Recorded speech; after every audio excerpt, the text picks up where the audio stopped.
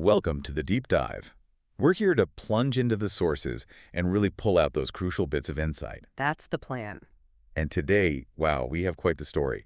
We're dissecting a recent event that just completely dominated the headlines. It really did. A moment that, on the surface seemed absolutely huge, monumental even.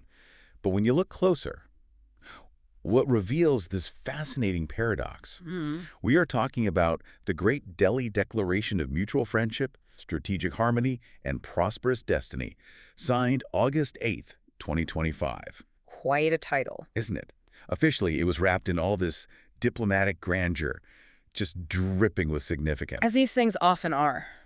But here's where it gets really interesting, where the irony just pops. Yeah. This exact same document, hailed by some as the most transformative trade deal in human history. Which is a huge claim. Right. Was almost immediately dubbed by others, and I love this, the most poetically ambitious yet operationally inert trade deal in modern history. Inert. That's the key word there. Exactly. Monumental and inert. At the same time. It sounds like something out of a political satire, doesn't it? It really does. The contrast is just striking. So our mission today is to really pull this thing apart. The document, the events around it, we're going deep. Let's do it. How can a deal be hailed as this massive thing and also be, like you said, operationally inert? What does that tell us about modern diplomacy? A lot, I suspect. About the power of rhetoric, shaping how we see things. And maybe this subtle art of saying everything while actually committing to absolutely nothing. That art of strategic ambiguity, it's definitely a factor here. Feels like a masterclass. So to navigate this, we've got a fantastic stack of sources, the official declaration itself, obviously. Primary text. Then the transcripts from the leaders' press conference. That should be reviewed. I know, I bet. How they sold it. We got leaked internal memos, a peek behind the curtain at what the negotiators were really thinking. Juicy stuff. That's often where the real story lies. We'll also look at media coverage from both sides, see how it landed globally, and get this, we even have a glimpse into a future history textbook from 2050. Wow, foresight. And a WikiLeaks cable. Should be quite the dive. Absolutely. And, this case, it's such a perfect example of how these international agreements work on different levels, sometimes totally contradictory levels. Right. You've got the public story, crafted super carefully, then the internal goals, often way different, and then, what actually happens on the ground. Which could be something else entirely. Exactly.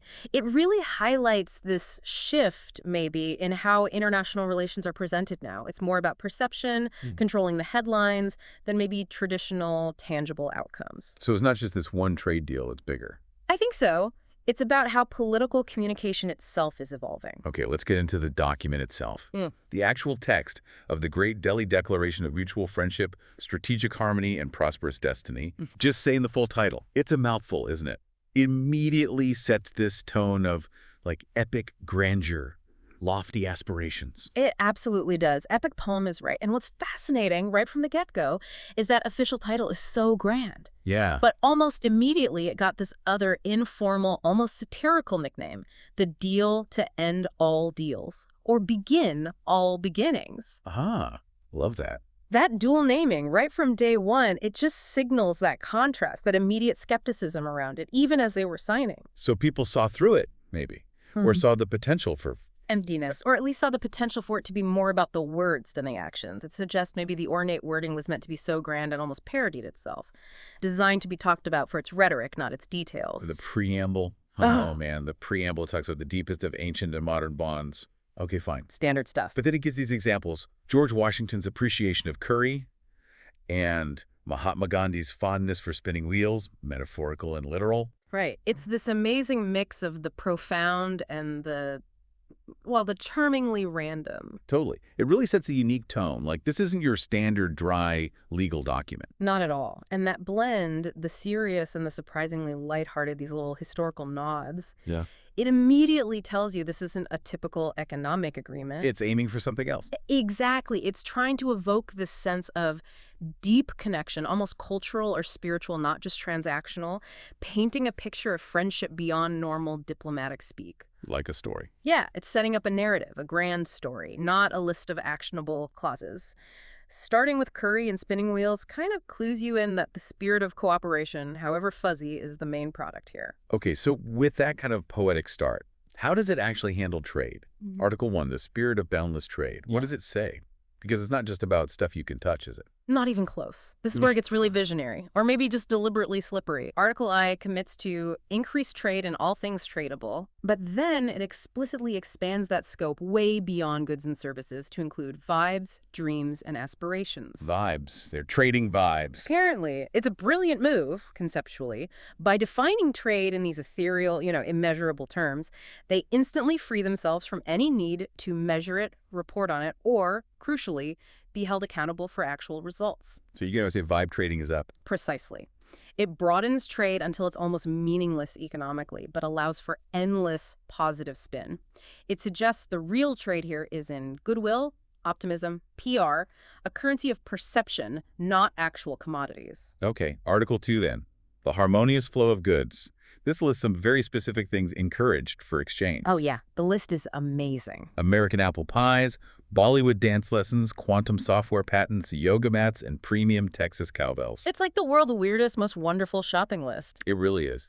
But here's the catch, the running theme, it seems. Yeah. Exact quantities, prices, timelines, how it actually works, all left to the spirit of the moment and future visionary dialogues. Deferred indefinitely. What does that constant deferral mean for actually doing any trade? It means, well, nothing's happening soon. Or maybe ever, in a practical sense. It is just a hypothetical shopping list. A statement of desire, maybe, but not a plan. Just wishing for cowbell exchanges. Pretty much. Deferring all the details to the spirit of the moment ensures there's no pathway to delivery. It's classic for this declaration. Project ambition, look like you're doing something big, but avoid all the messy details that could lead to actual work, or worse, failure. It's a promise of a promise. Exactly. A commitment to potential, not reality. A future that might just never arrive in any measurable way. And if you thought that was layered, Article 3 promises a commitment to perpetual dialogue. Ah, yes, the talking about talking part. They're supposed to meet quarterly or whenever convenient Love the flexibility there. to discuss the possibility of future discussions aimed at considering frameworks for the contemplation of trade facilitation. Wow. Let me unpack that. Please do. Yeah. Discussing the possibility of future discussions about considering frameworks for contemplating trade facilitation. It's like nesting dolls of non-commitment. It's exquisite diplomatic obfuscation, isn't it? Each layer pushes action further into theory. It guarantees perpetual engagement, looks like activity, looks like progress, Keeps people busy. without ever requiring a single tangible outcome.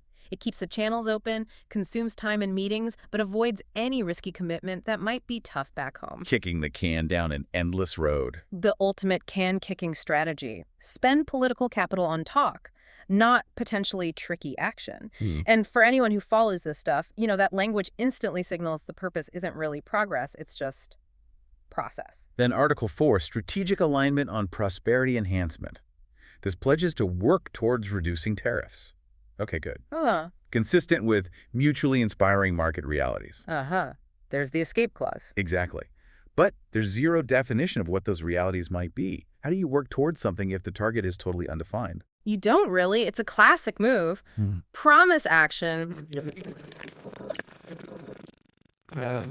Mutually inspiring market reality sounds great, right? Positive, cooperative. Sounds lovely. But it's an empty vessel. It means whatever each side wants it to mean. Or, more usefully, it lets them claim the reality isn't inspiring enough to actually cut tariffs, dodging a political fight. A perfect out. Built right in. Baked in from the start. Plausible deniability if nothing happens. Okay, my personal favorite, maybe the most revealing bit, is Article V, the culinary and cultural fantasy. Oh, the pumpkin curry accord. Yes, the historic signing of a pumpkin curry accord for a joint Diwali and Thanksgiving celebration. Beautiful idea. Sounds heartwarming. But then, immediately, the disclaimer, no pumpkins or curries are committed at this time.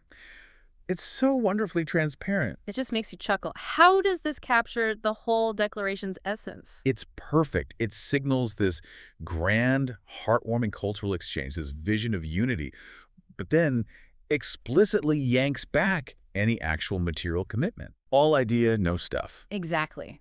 The accord is a lovely idea, great photo op potential, which it delivered on, but the disclaimer makes it crystal clear. This is about the idea of cooperation, not the act of it. Aspirational intent, zero substance. A symbol without anything real behind it. It just screams performative. And just when you think it can't get more conceptual, Article 6 talks about a U.S.-India trade superhighway of the mind. A superhighway of the mind. Not a real highway, mind you, not for goods or people. A conceptual route for ambition, imagination, and diplomatic press releases. Press releases, they actually listed press releases as cargo. They did. It's almost shockingly honest about the document's purpose, isn't it? That is remarkable. Superhighway of the mind. It's clever rhetoric, right? Conjures up dynamism, potential, connectivity. Without spending a dime on concrete. Exactly. No infrastructure needed. And explicitly naming diplomatic press releases as a key commodity. It just openly confirms the main output, the product of this deal, is narrative, perception. Managing the story. Shaping the story, managing headlines, not building roads or boosting actual economic exchange. The self-awareness is kind of stunning, that the agreement knows it's mainly a generator of good PR. And the ending, the conclusion of the declaration, it's maybe the most candid part.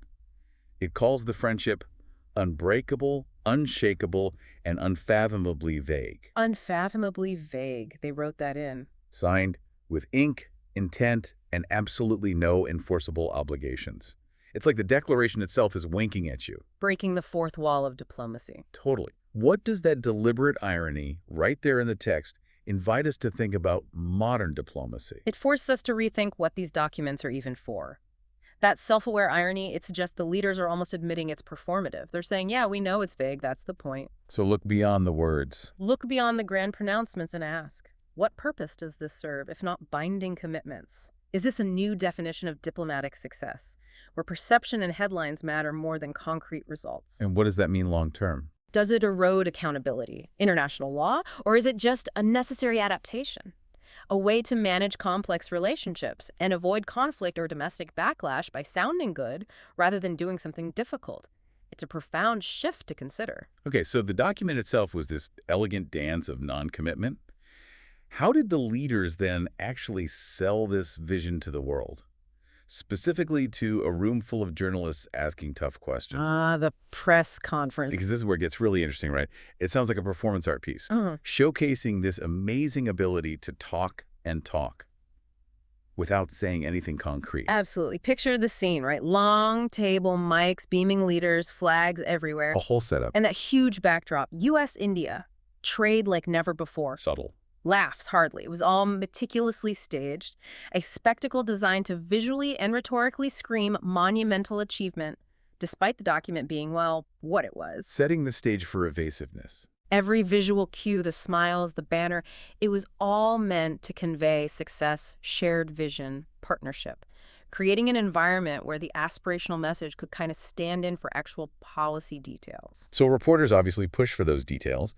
When asked about the exact value of goods in the deal, the president said it was big, huge, and get this, between 0 and infinity. And frankly, it's closer to infinity. Closer to infinity, bold claim. And the prime minister added it transcends mathematics, measured instead in friendship units. Friendship units. How do answers like that, with absolutely no numbers, actually work in public? Especially for a trade deal. They work because they strategically pivot, right? Away from cold, hard data towards powerful emotion and boundless hope, using hyperbole like infinity or these fuzzy, feel-good concepts like friendship units. Takes it out of the spreadsheet realm. Completely. It shifts the whole conversation from measurable economics to limitless potential goodwill partnership. That resonates with a broad audience who maybe aren't into trade figures but respond to big narratives of collaboration. Projecting confidence. Projecting confidence in an infinitely positive future, rather than reporting on potentially limited current realities. Classic misdirection. Really well done. Okay, on the big one, tariff reductions. The prime minister gave this incredibly layered, evasive answer. We have agreed to begin the journey towards the path that leads to the road that might one day reach the destination of tariff contemplation. Wow. That's some verbal gymnastics. And the president, not wanting to be left out, called it the trade road to heaven. Poetic, but utterly non-committal. It's almost lyrical in its avoidance. It's diplomatic poetry, all right? The PM's response is a masterpiece of deferral. An endless chain of preconditions, meaning no action needed now or maybe ever. A commitment to think about maybe doing something someday? Pretty much. A commitment to a process of considering a future possibility. And the president's trade road to heaven just reinforces that aspirational, almost mythical quality. Together, they create this irresistible image of grand movement towards a positive goal. Without taking a single step. Or setting any timeline for arrival. It's managing expectations by stretching them infinitely. Someone did try to pin them down on the timeline. The president said, as soon as possible. Could be weeks, could be years, could be faster than anyone thought possible, or slower than time itself. Very flexible timeline. World-class flexibility. Covering all bases there. And the prime minister went full philosophical. In our culture, time is a circle, not a line. Therefore, the timeline is infinite and already complete. Laughs. Oh. Okay, that's brilliant. They basically made the concept of a timeline meaningless, didn't they? Completely. The president's answer is just, scattergun covers every possibility from tomorrow to the end of time, rendering timeline useless. Flexibility is the policy. And the PM's answer. Elevates that vagueness to a cultural, even existential level. Time is infinite, it's already complete. It totally removes any pressure for delivery or accountability. The deal is perpetually on track, no matter what. Temporal displacement. I like that. Ensure success can always be claimed. What about industries? Who benefits first? The PM declared, with a flourish apparently, all industries, in their hearts. In their hearts. Followed by the president's list. Farming, tech, manufacturing, or interpretive dance, everybody wins. Interpretive dance, okay. Sounds wonderfully inclusive, but so broad it's meaningless, right? It's the perfect feel-good answer. Promises universal benefits, requires no specific policies, including interpretive dance, just highlights the abstract, non-material nature of the benefit. Everyone feels included. Without anyone actually getting anything specific or measurable. A universal, unquantifiable victory. Avoids concrete promises you might have to keep. And enforcement. Always a key question the president offered. The strongest ever of a strongly worded conversation, maybe even lunch. Lunch diplomacy, powerful stuff. And the PM relied on mutual trust, which is the strongest mechanism known to humankind, besides cricket diplomacy. Okay, so no actual teeth. Yeah. At all. Seems like it. That exchange just explicitly states the enforcement is non-existent beyond informal chats. Strongly worded conversation and lunch are the opposite of binding dispute resolution.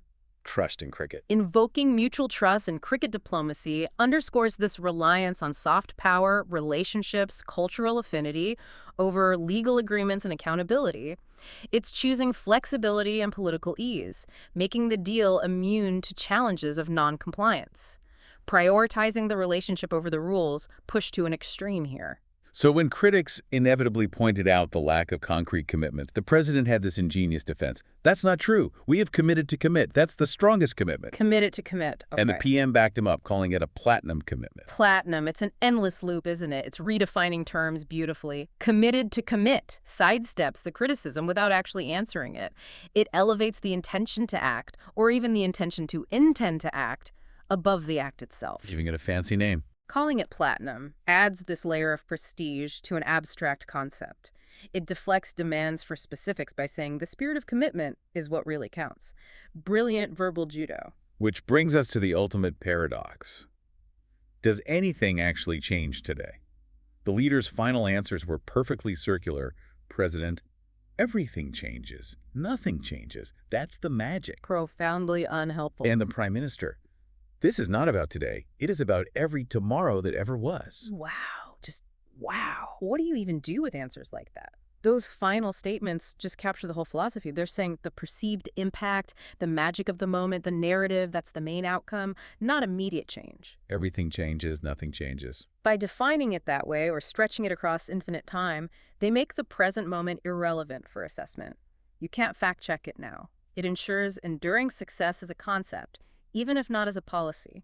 Verbal artistry to manage expectations into eternal hopefulness. And the grand finale. The moderator invites everyone to the signing of the symbolic memorandum of mutual aspirations and the buffet lunch, specifically highlighting the pledge to stand shoulder to shoulder in the samosa line. The samosa line. That feels like maybe the most concrete, relatable, maybe even the most successful part of the whole event, doesn't it? It's a wonderfully human telling detail. The samosa line becomes the most tangible commitment.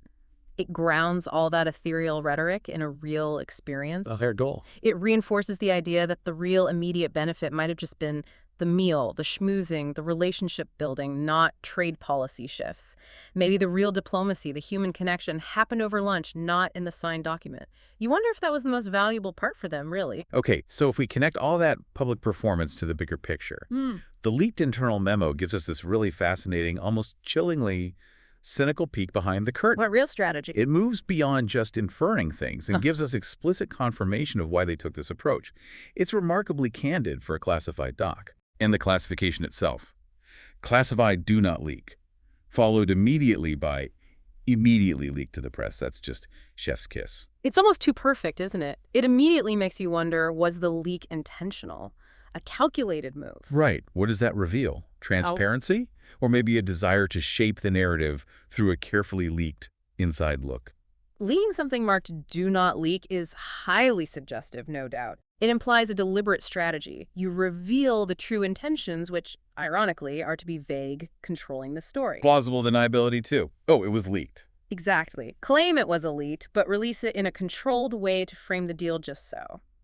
Maybe for folks back home, maybe managing expectations abroad, maybe sending a message to opponents. It strongly suggests even the behind-the-scenes info is part of the performance, meant to be discovered.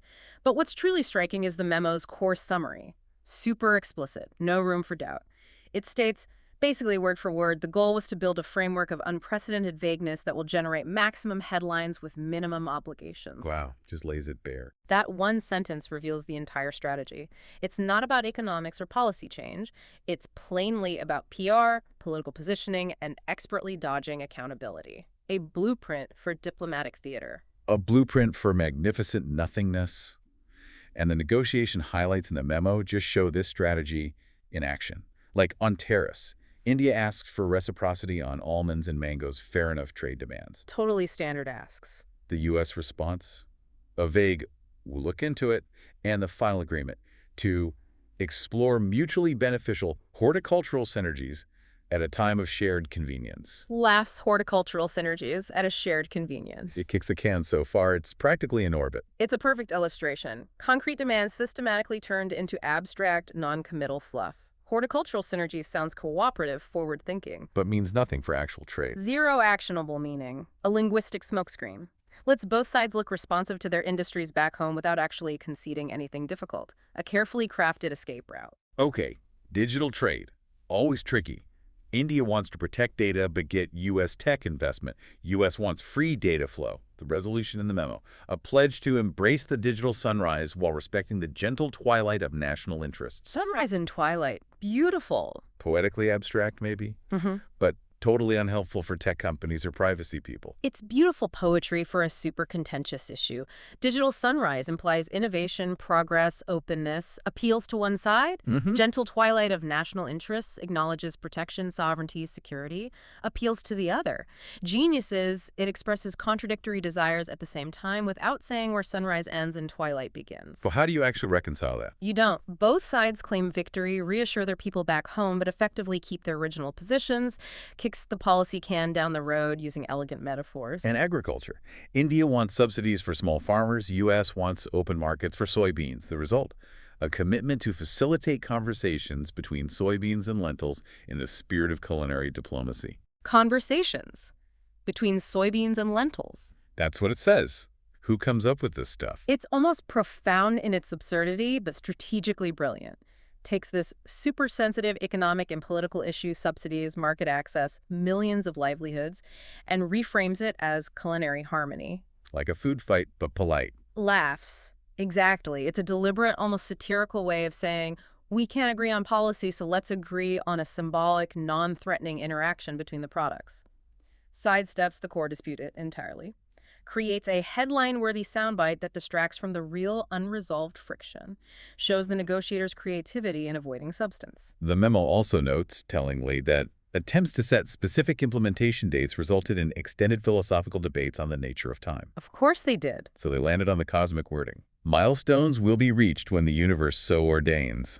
Must have been a relief for the negotiators, just offloading the timeline to the cosmos. The ultimate, almost divine evasion. Invoking the universe puts the timeline outside human control and accountability. Sounds profound, philosophical. While absolving them of responsibility. Completely.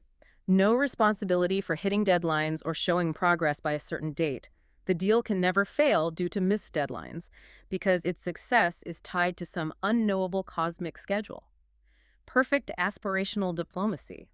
Maintain optimism without the burden of time-bound deliverables. The key challenges faced section is just as revealing. Every time we tried to include a specific figure, someone called it premature. Convenient. The observation that the draft kept drifting into poetry. And maybe the most direct bit, an explicit instruction from the leaders for maximum grandeur, minimum detail, to avoid accountability. That just lays it all out, doesn't it? These insights are crucial. They confirm the vagueness wasn't accidental, wasn't a failure of negotiation. It was deliberate, strategic, mandated from the top. The poetry wasn't a bug, it was a feature. Exactly. Serve the goal of sounding impressive and impactful, but containing nothing binding. Ensured neither leader could be held accountable later. Unparalleled political flexibility and deniability speaks volumes about the priorities here. So given all that, what did the negotiators feel they actually achieved? The memo's pretty candid. It says they got a deal so vague that both sides can claim total victory without fear of fact-checking. Victory without facts. Nice. Also, a text that can be read aloud at press conferences with inspiring hand gestures. And maybe key, a historic photo op with matching pens and dramatically angled flags. It's all about the show, undeniably. Optics, narrative, generating positive public perception, listing those achievements, vagueness for deniability, readability for speeches, perfect photo op conditions, confirms the deal's primary function was symbolic. Not economic transformation. Not policy shifts, purely political theater. Delivering a perception of success. It's recognizing that in today's world, sometimes the image is the policy, or the most important part anyway. And they even include specific talking points.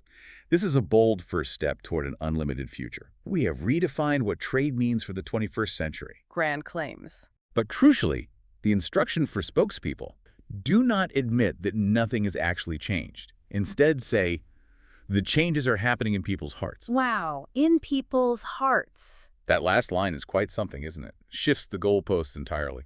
It's maybe the most revealing detail in the whole memo, a direct command to strategically shift the perceived impact from the tangible, the measurable, to the emotional, the conceptual. Beyond facts. By claiming changes are in people's hearts, they move the whole discussion beyond factual verification into subjective feeling, shared sentiment.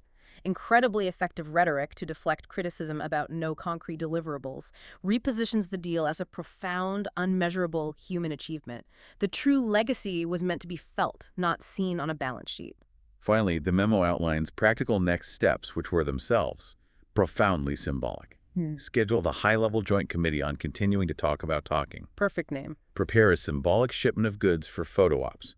3 yoga mats and 2 crates of baseball caps. 3 yoga mats, that's transformative trade right there. And maybe most ironically, drafting follow-up statements for next year, reaffirming our commitment to reaffirming our commitment. The cycle continues. A never-ending cycle of non-action, perfectly planned. These next steps are the operational equivalent of the poetic language. They formalize this cycle of perpetual dialogue, symbolic gestures, designed to keep the appearance of progress going indefinitely without requiring any actual substance. The yoga mats and baseball caps say it all. Exactly. For photo ops, not container ships. Underscores the purely performative nature, even in the follow-through.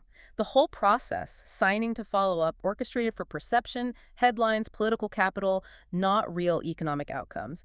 A beautifully crafted illusion of activity. So given everything we now know from that leaked memo, how did the public actually receive this? How did the media on both sides translate this diplomatic poetry into headlines? How did they handle the obvious lack of detail? The media coverage is fascinating. It's a case study in how the official narrative, despite the vagueness, got adopted and amplified, but also how critical voices, especially expert analysts, tried to cut through it. A mixed bag, then. Definitely. It shows the power of that initial framing, even with no substance, but also how different outlets push back or play along. In the U.S., the Washington Herald went big. Trump, Modi's seal, deal of the century, trade like never before. Deal of the century, high bar. And quotes from the president calling it bigger than the moon landing, bigger than the pyramids.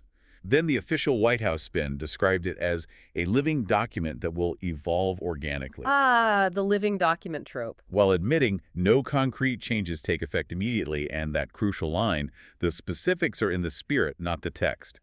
It's an interesting mix of hype and hedging. That U.S. coverage perfectly mirrors the official line. Hyperbole from the president, then the more nuanced, but still positive framing from officials. Managing expectations carefully. Exactly. Acknowledge no immediate change, but frame it positively as evolving organically. Spirit, not the text, echoes the memo's instruction. Perfectly shift focus from details to concepts. The media here largely disseminated the intended perception, even with that subtle admission of vagueness. Shows how official spin guides initial reception. But the market reaction, described as polite confusion. And our source has this great detail. The Dow Jones rose 15 points, possibly because of the buffet menu revealed at the signing. That's brilliant. And telling. Isn't it? The market demands numbers, couldn't find any. Totally telling. Polite confusion. Financial pros couldn't find anything measurable to react to.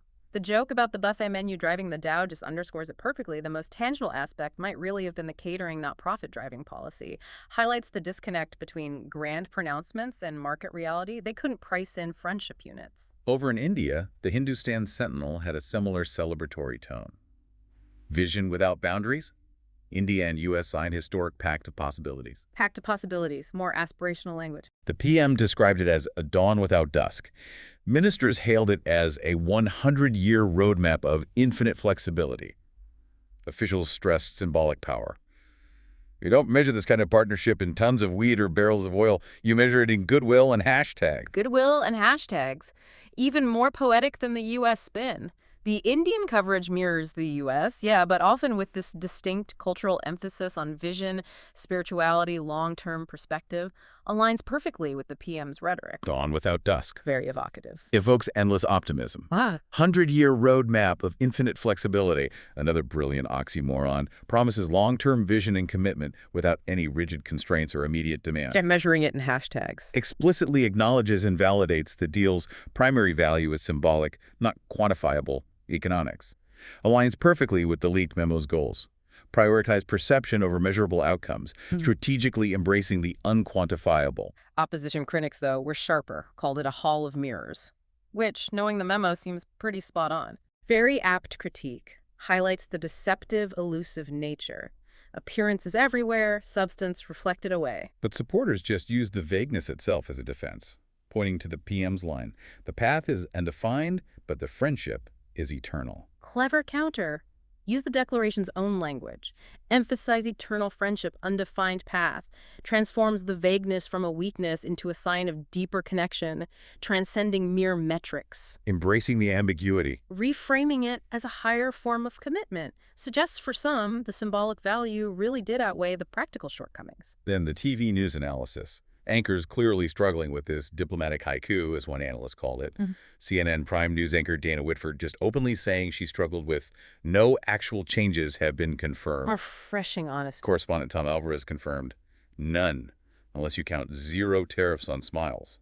And analyst Jen Carter, former trade negotiator, called it less of a trade deal and more of a diplomatic haiku designed for headlines, not supply chains.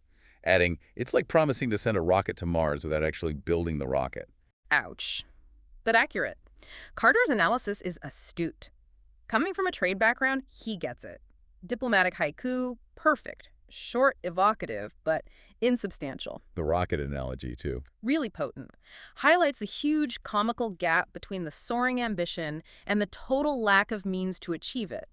That kind of expert commentary starts peeling back the layers for viewers, makes you question the real purpose. Over on NDTV Primetime, anchor Ravish Kapoor called it history, or at least history's press conference. Chuckles. Nice framing. Correspondent Priya Malhotra explained, in immediate terms, nothing. But in symbolic terms, everything. It's like planting a seed of opportunity and waiting for a forest of possibilities, trying to keep the dream alive. Maintaining the aspirational narrative. But then economist Dr. Kavita Menon was blunt. Oh. Pure diplomatic theater. There's no trade framework, no timelines, no quotas. It's essentially a promise to keep promising. Cuts right through it. And her final summary. Possibly the most beautifully empty promise I've ever seen. That's a powerful line. Dr. Menon's assessment is spot on. Pure diplomatic theater. promise to keep promising, hits the core issue of no substance. While the correspondent uses metaphors of seeds and forests, Dr. Menon's economic critique exposes the emptiness, the lack of mechanisms. Most beautifully empty promise. A perfect, memorable summary of that unique blend. Impressive rhetoric, zero actionable content, highlights the clever construction but also the futility for anyone wanting real change. What's really fascinating here, maybe more than anything else, is just how deliberate, how self-aware this vagueness was. The WikiLeaks cable, that secure chat transcript between negotiators. Sorry, secure. Great name. Right. It gives us this direct, unvarnished peek into their thinking. Confirms beyond doubt this was intentional strategy, not failed negotiation. A rare look at the craft of diplomatic non-commitment. And the classification. Top secret diplomatic poetry level 5. The sheer irony of classifying poetry as top secret sets the tone perfectly, doesn't it? It's absolutely brilliant, satirical, signals the whole approach. Diplomatic poetry level 5, it's meta-commentary, implying the highest secrecy isn't for intel or economic data, but for the art of eloquent non-commitment. The language is the secret weapon. Overtly underscores the performative aspect. The language, its beauty, its vagueness, that's the strategic product, protected for political utility, tells you everything before you read a word. The chat shows the explicit decision to dodge specifics. A U.S. negotiator asks about maybe putting actual percentages on tariffs. A brave soul. And the Indian negotiator's response is instant. No chance. That will trigger someone's lobby back home before the ink's dry, leading straight to the solution. Poetry. Lots of poetry. If it sounds deep enough, no one will notice it's empty. There it is, the playbook. That exchange is the smoking gun. Confirms the strategy. Prioritize political maneuvering over concrete economics. Direct admission. Vagueness serves a clear political purpose. Avoid domestic backlash. Choose poetry to hide the emptiness. Explicitly, ensure the language is evocative, inspiring, creates this facade of substance that distracts from the lack of commitment. The goal isn't just vague, it's profoundly vague. Use language to camouflage inaction so well, it's unnoticed, even celebrated. That's the genius of the rhetoric, beautiful and hollow. And enforcement mechanisms. A U.S. negotiator suggests violations will be addressed through the mechanism of mutual understanding. Sounds very diplomatic. To which the Indian negotiator clarifies, hilariously, which means lunch. Laughs lunch! It just highlights the total lack of accountability. Not just tolerated, but actively engineered in. That snippet is priceless. Shows how grand diplomatic phrasing translates to real-world non-enforcement. Mechanism of mutual understanding. The classic euphemism for informal chat, no teeth. And lunch just deflates it. Completely deflates any idea of accountability. Reveals crystal clear understanding among negotiators. This document was never meant to have legal weight or real obligations. A mutual agreement to just keep talking, not hold each other to anything. Same logic for the timeline, seems like. They explicitly went with, milestones shall be reached when the universe so ordains, to sound cosmic and avoid dates. Brilliant deferral. Again, strategic elevation to the philosophical, the cosmic, removes any obligation for a measurable schedule, attributes progress to the universe's will, absolving them of responsibility for hitting deadlines. Can't argue with the universe. Clever way to appear ambitious, promise potential, while making themselves immune to temporal accountability, allows them to always claim progress is coming. The universe just hasn't ordained it yet. Commitment without constraint. They also talked about intentionally naming specific things like yoga mats, soybeans, and digital aspirations, with the rationale from a U.S. negotiator. No one can quantify digital aspirations. Deliberately choosing the unmeasurable again. Shrewd tactic. Choose items not just for trade value, but for conceptual flexibility, lack of measurability. Digital aspirations sounds progressive, important. But what does it mean? Exactly. It's unmeasurable. Allows them to create a long, diverse-sounding list, make the deal seem comprehensive, far-reaching, without ever defining, quantifying, or tracking actual exchange. Creates an illusion of active, innovative trade, masking the absence of concrete deliverables. And the ultimate goal. Admitted with remarkable bluntness by a U.S. negotiator, this is going to be the fluffiest thing in bilateral history. That's the goal. The bosses want headlines, not spreadsheets. Headlines, not spreadsheets. Wow. Quite the confession, isn't it? Cuts right to the chase. That statement is maybe the most revealing in the whole transcript. Explicitly, unequivocally, prioritizes PR and political messaging over tangible outcomes. Headlines, not spreadsheets. Succinct, almost brutal summary of the whole aspirational diplomacy approach. The value is the buzz. confirms the primary value wasn't economic benefit or policy change, but generating positive media, political capital, a powerful narrative. The entire exercise was strategic communication. The output was image and rhetoric, not material gain. Stark, cynical revelation of modern diplomatic priorities. And the poetic closing line they chose for the declaration. The path may be undefined, but the friendship is eternal. Beautiful sentiment. Very diplomatic. And then, the immediate post-chat action for the U.S. negotiator. Now let's get samosas before the press eats them all. Laughs back to reality. So's the human element, right? The immediate low-stakes motivations beneath all the grand rhetoric. The contrast is perfect. Lofty poetry, then immediate mundane concern for snacks. Highlights the dual nature of diplomacy. Beneath the pronouncements, strategic vagueness, crafted narratives, there are human, practical considerations. They're getting lunch. Charmingly humanizes them. Subtly underscores that even high-stakes deals have low-stakes immediate realities. Maybe for the negotiators, the most tangible payoff was the buffet. A shared, simple pleasure, unlike the abstract trade superhighway of the mind. Hashtag 3.2, the core of aspirational diplomacy. Okay, this whole deep dive into the Delhi Declaration really makes you think about aspirational diplomacy itself. What is it, really?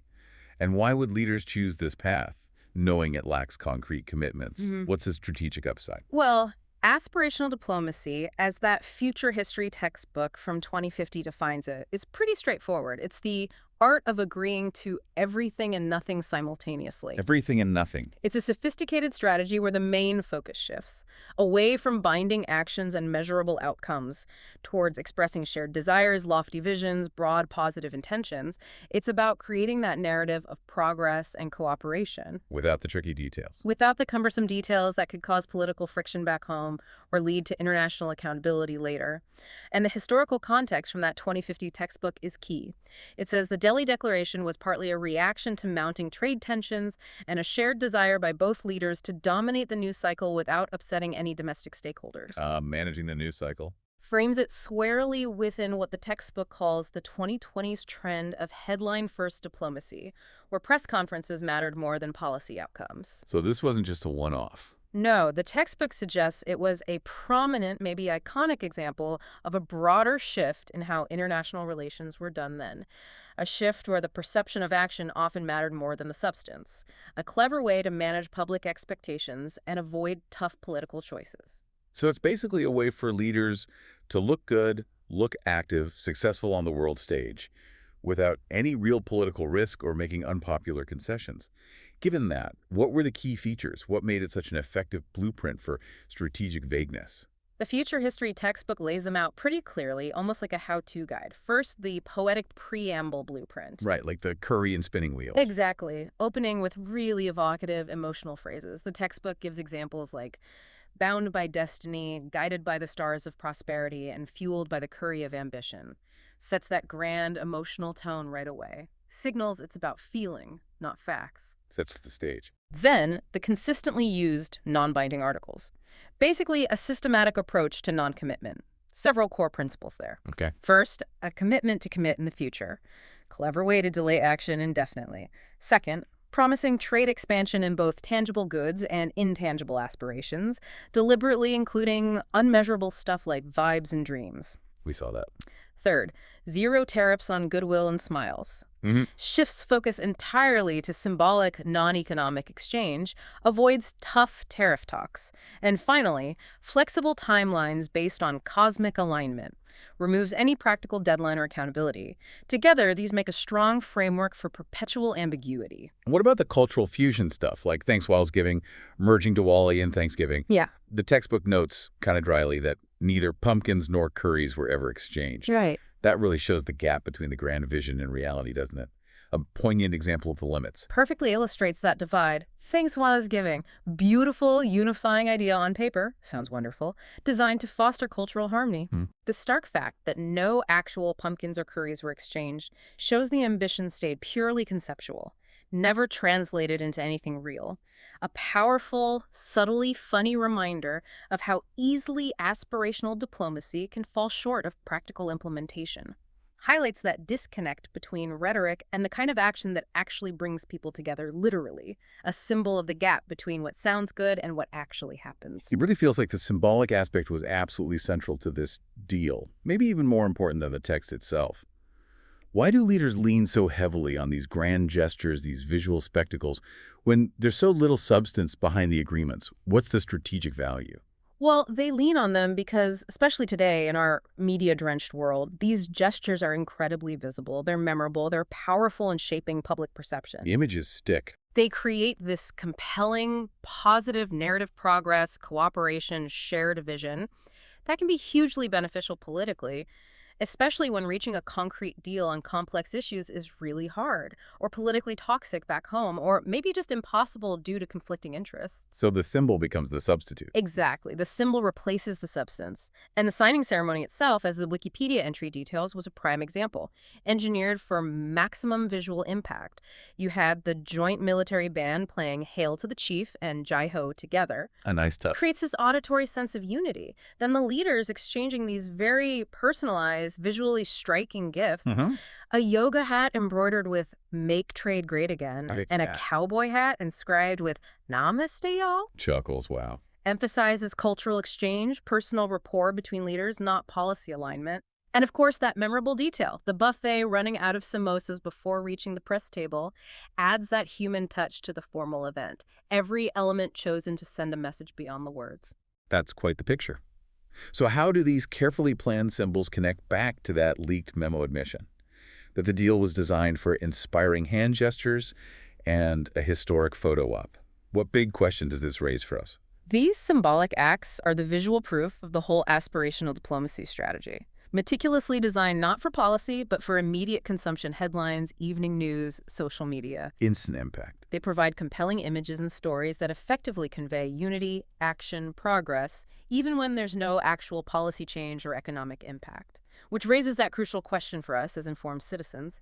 When do symbols stop being complementary expressions of policy and become a convenient, maybe cynical substitute for policy? Where's the line? And what are the long-term implications for accountability, for public trust? It suggests leaders might be prioritizing the appearance of action over the substance, and we, the public, need to be really vigilant in spotting the difference. So what actually happened to this grand declaration, this masterpiece of aspiration? The follow-through, or really the predictable lack of follow-through, is just as telling. It becomes part of its legacy, a study in strategic inertia. The declaration itself in the next steps bit set up a committee with a name that just perfectly captured the whole thing, the High-Level Joint Committee on Continuing to Talk About Talking. Laughs. Even the name admitted it. Right. A nod to the underlying vagueness. Indeed. The name itself is ironic genius. Perfectly encapsulates the declaration's nature, explicitly designed to perpetuate the appearance of dialogue and engagement with no real expectation of progress. So what happened to this committee? According to that future history textbook, this grandly titled committee met twice before dissolving due to calendar conflicts. Twice. Calendar conflicts. This incredibly brief, inconclusive existence just dramatically underscores the document's true nature. A vehicle for rhetoric, not action. Confirms unequivocally that even the follow-up mechanism was built on non-commitment. A bureaucratic loop designed to produce nothing but more talk and scheduling issues. A perfect microcosm of the whole agreement. And this links right back to the leaked memo instruction. Draft follow-up statement for next year, reaffirming our commitment to reaffirming our commitment. The loop continues. It really sounds like a pre-programmed, perpetual cycle of non-action. Just endless reiteration. Precisely that. A pre-programmed, self-sustaining cycle.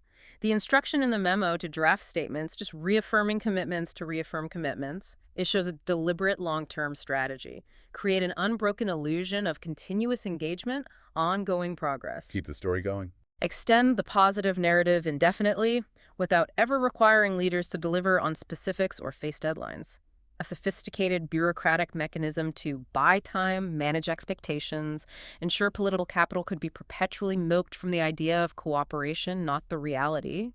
The diplomatic equivalent of hitting snooze forever. Hashtag, tag 4.20 economic impact, infinite rhetorical value. Okay, so if the committee fizzled after 2 meetings, and the deal was intentionally vague anyway, Yeah. it must have had zero economic impact, right? Yeah. Logically. Correct. But it clearly made a huge impact in other ways. Its legacy seems purely academic and symbolic. You're absolutely right. The definitive assessment from the 2050 history textbook is unequivocal.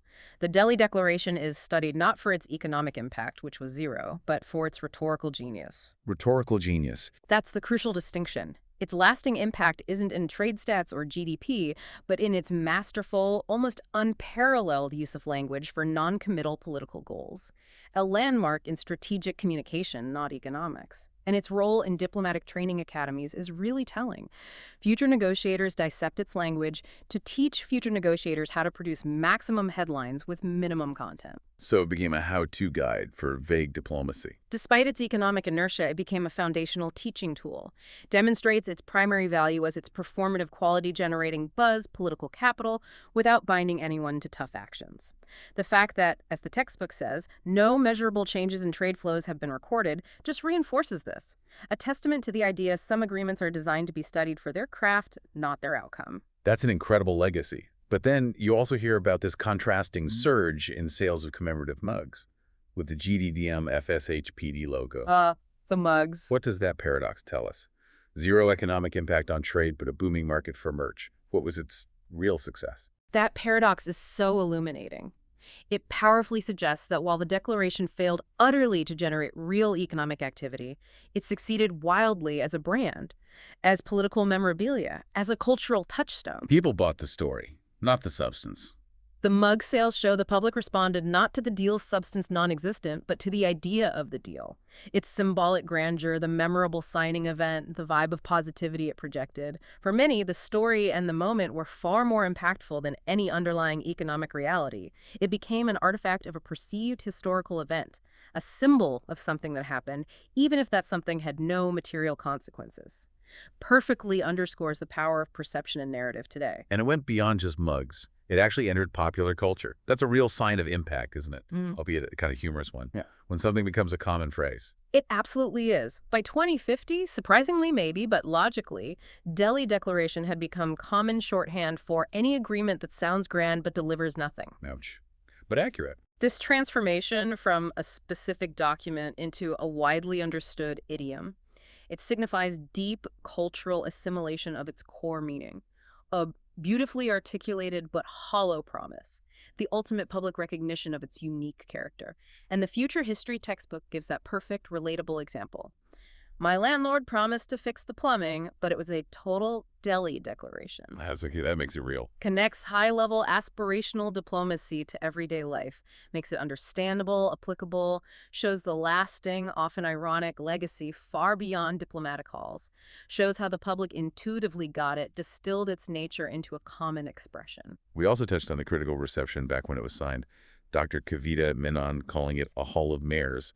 The Financial Times comparing it to signing a blank check to the future in invisible ink. Sharp commentary. And The Onion, of course, with the headline, "World leaders agree to agree to agree." These critics seem to have nailed its essence right away, didn't they? They were ahead of the curve. Those contemporary critiques are incredibly insightful. Coming from serious financial analysts and social satirists, they powerfully show a significant segment saw through the rhetoric from day one. Oh, weren't fooled. Correctly identified it as an agreement devoid of substance, a symbolic gesture without tangible impact. The fact these early, incisive observations perfectly match the future historical assessment from 2050 just underscores its unique, almost prophetic character, a landmark of aspirational diplomacy. Highlights that while leaders aimed for headlines, many astute observers immediately saw the emptiness, and their insights held up. Well, this has been a truly fascinating deep dive into the great Delhi Declaration of Mutual Friendship, Strategic Harmony, and Prosperous Destiny. We've really unpacked its unique blend of soaring words and deliberately non-binding commitments, explored how it became this landmark example of aspirational diplomacy. It really has been a journey into the nuances of modern communication. And this deep dive, it really forces us to reflect, doesn't it, on the evolving nature of diplomacy, leadership itself, the power of public perception in our information-flooded age. Definitely. It powerfully shows how narrative, the carefully crafted headline, the managed image, can sometimes totally eclipse the underlying substance of an agreement. It makes you ask, how do these These beautifully worded but operationally inert documents actually serve purposes beyond tangible economic or political shifts. What's the real goal? Maybe they manage impossible expectations, provide vital political cover for leaders under pressure back home, or maybe just create a positive atmosphere that in itself is seen as valuable enough. It's complex. Exactly. And this isn't just about international trade deals, is it? It feels like a blueprint for how leaders, politicians, even big companies manage expectations and appearances in a world just hungry for good news. A template, almost. So we really encourage you, listening, to think about how you might spot similar patterns of aspirational diplomacy elsewhere. Think beyond international relations. Could you see it in corporate promises from CEOs? Grand but vague pledges in political campaigns. Maybe even in some personal commitments we make sounding wonderful but lacking specifics. How can we as informed learners get better at assessing rhetoric versus reality, discerning genuine intent from just performance? And that leads us to a final, crucial, thought-provoking question. It's actually adapted from that future history textbook's classroom discussion question. Oh. If the ultimate goal for leaders is, as that leaked memo brutally suggested, to create maximum headlines with minimum accountability, how do we, as informed citizens, as critical consumers of information, tell the difference? How do we distinguish between a genuinely impactful agreement that will bring real change and what one critic called the world's longest Hallmark card, beautifully worded, but ultimately empty? That's the challenge. What are the real costs and benefits of these poetically empty promises for the public good, for international trust, for the integrity of our institutions long term? And how do we make sure that while we might appreciate the beauty of powerful rhetoric, we still demand concrete action and measurable results? It's a challenge to stay vigilant, always looking beyond the spectacle.